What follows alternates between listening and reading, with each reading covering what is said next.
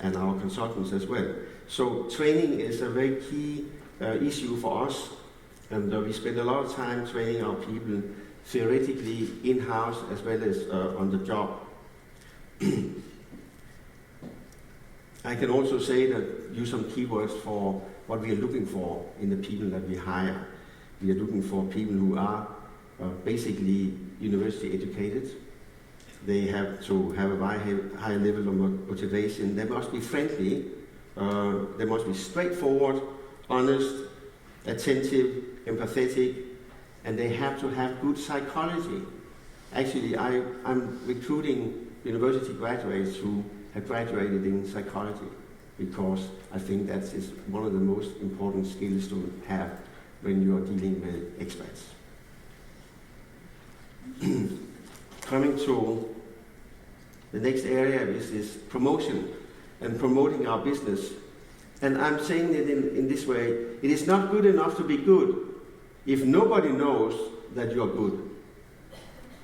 So you may live in your own little world and believing that you're the world champ, but nobody knows. So you have to get out there and tell the world that you are actually good. And for this particular function, for this work, you need very professional people who have the local expertise as well as international business competence.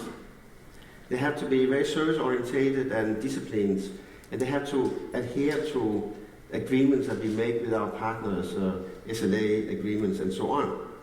And they must be very good at pricing. They must be pricing savvy.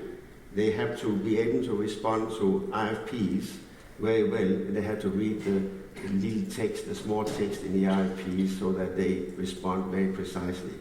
So these people have to be very good at marketing. And they have to be able to demonstrate the financial strength of the organization that they work for, because that is important, that we can show that what kind of manpower capacity we have and what kind of business capabilities we have when we go around the world, because we are small and we're dealing with big people and we are dealing with major corporations, and so we have to show what we are and how good we are. And coming to our client base, well, I'm saying it in a way that it is a lot better to be a big fish in a little pond than a small fish in the big ocean. It is nice to be the market leader in destination services in Thailand, rather than being the number 8 or 10 on the list of service providers. And that is what we are basically in all our markets in Asia. We are the leading light in destination services. And we certainly aim at strengthening our local customer base and at the same time building a very strong global client base through our relationship with IMCs and Euro members and some direct clients around the world. However, we want to stay independent and we want to work within networks as independent operators. And we have our Asian network, and I also consider Euro as a network for us, and ERC is a network for us as well. So these partnerships are incredibly important to us. And what I want to close off with is to say that it's really a matter of building relationships and trust by showing our competence, full transparency and openness. And you can say that the reputation is like it's like making you magnetic. When you create this strong reputation and relationship, you will create a magnetic field, and people would like to be in that field with you. Thank you. Very good. Thank you. So just three things that came that I saw out of that, and maybe we'll pick them up as we get into the discussions later. With training, hire the right people, and make sure that you've got that relationship founded on trust. So, John, do you see us as being part of the problem? Well, potentially. I'll tell you, Leo, now I understand why I've always been so drawn to you. It's that magnetic field.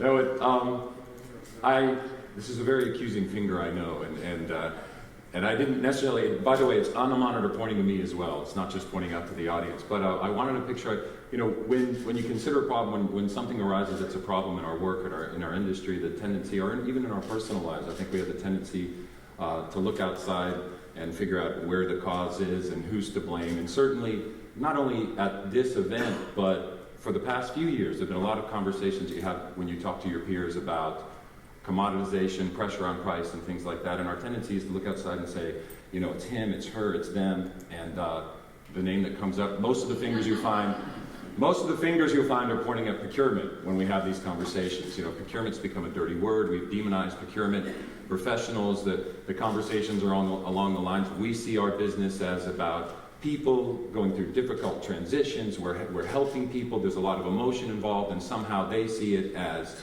nuts and bolts and numbers. And and it may be cathartic to have that conversation and say, how can they not understand? They don't really realize the value of what we do. The bottom line is procurement isn't going away. Procurement is an integral part of the way businesses acquire services.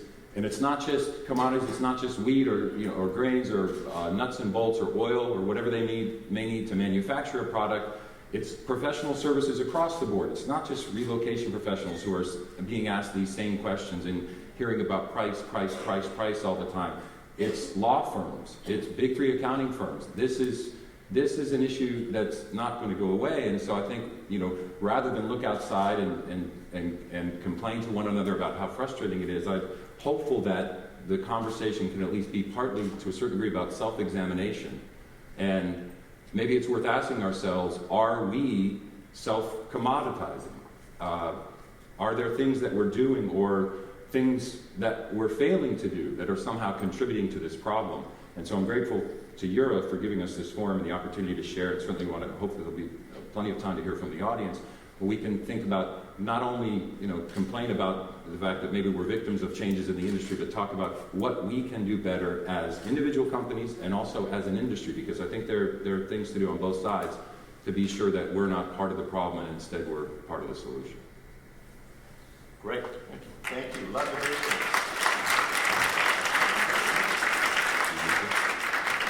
you. Yeah. So, as I was looking at this challenge that we talk about, it struck me that, and to your point, John, that we do point the finger and say, and it's the same in Canada. I hear the same stories. I hear it in the conferences that I attend in North America. It's a challenge. It's global. And to your point, it's not just our industry that's being served in this manner. So, again, Gilbert has got some very good ways of describing the challenges that you have to face on an ongoing basis. And here, Gilbert's asking to see if he can speak with the vendor in order to, get some idea about what's going on in the project. But no, that's outside of the scope of the rules within the organization. So it makes it very difficult. But on a serious note, I did take a look at the study that was issued by PwC in 2013. Procurement got this very sexy label put on purchasing managers back in about 1993. And their task really was to find ways in which to drive down prices. So they've done a very good job at that. We've seen it. But what is the trade-off in that area where they go out, they get great discounts, but what is the impact of that on the organization? So this one slide that I threw up, and I think that there's some very telling pieces in this. It was done of about 200 companies, purchasing managers, by PwC in 2013. About 200 of these folks responded.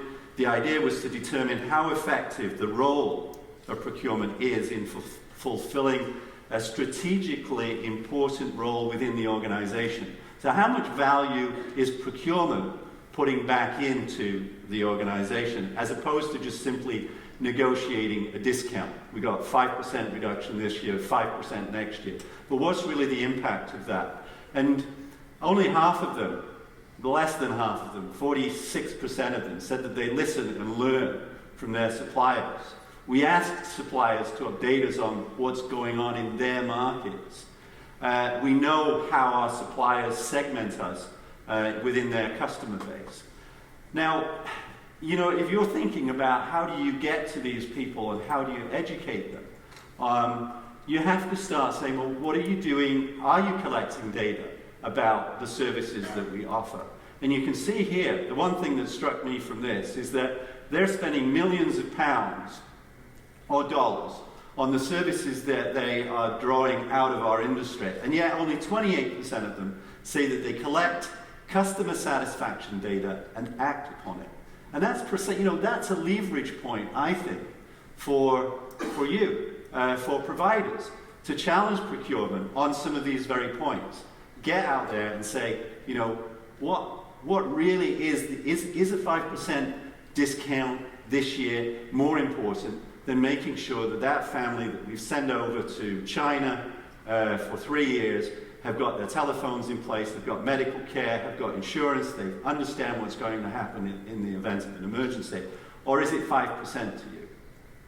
I think those are the kinds of questions that we need to be asking.